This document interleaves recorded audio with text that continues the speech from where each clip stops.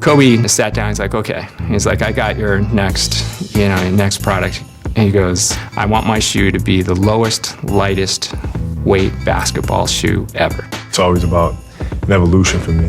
The one question I had is, can we go to a lower cut shoe but still not lose the cushioning that I like to have? He challenges us all the time, and he's really into the overall design process, both from a performance and aesthetic point of view. I just have all of these ideas in my head of, things that we can utilize to help me be a better basketball player. And so it all starts from there.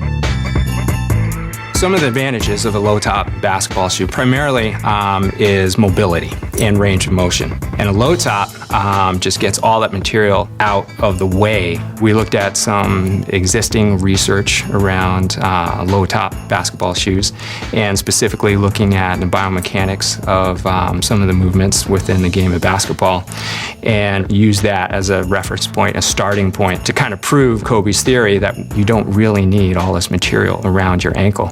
With the Kobe 4, we went lower in terms of that midsole height, and with the 5, the heel is 1 millimeter lower, but otherwise it's the same. Once we kind of broke the barrier of saying, wearing a low-cut shoe, it's okay, you're not going to get hurt because you're in a low-cut shoe.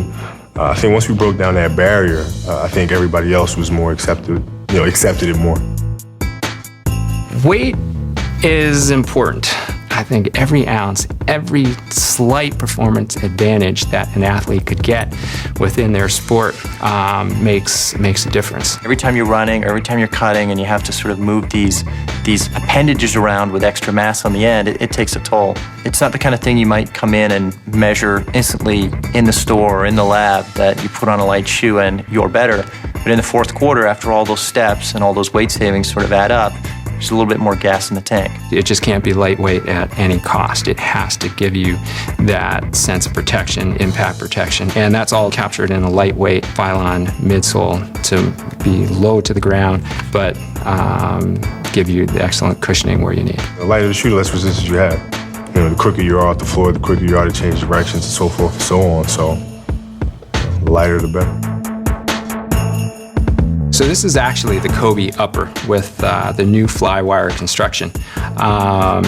So in working with Matt Nurse in Nike Sports Research Lab, we engineered the exact locations of where we really needed to put these fibers to create the most stability and lockdown that we could.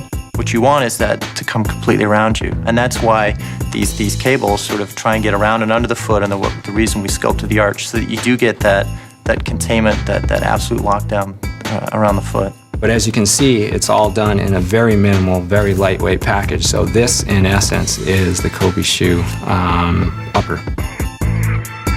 Soccer's done a lot of great work with external molded heel counters that really create kind of a one-to-one fit.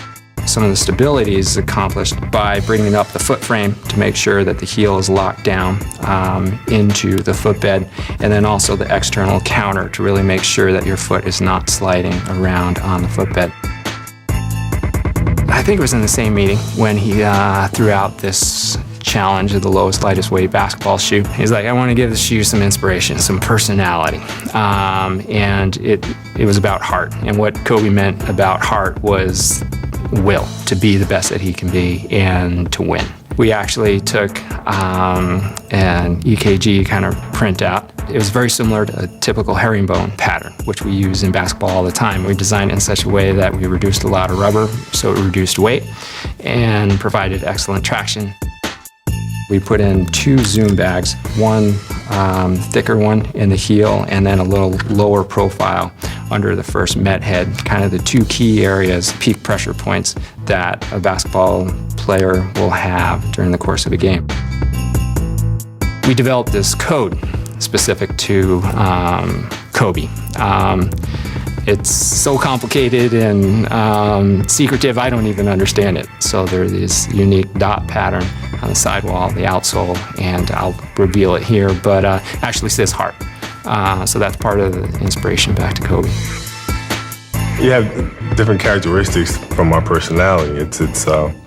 You have here, I don't know if you can see it, but you have the shark fins here.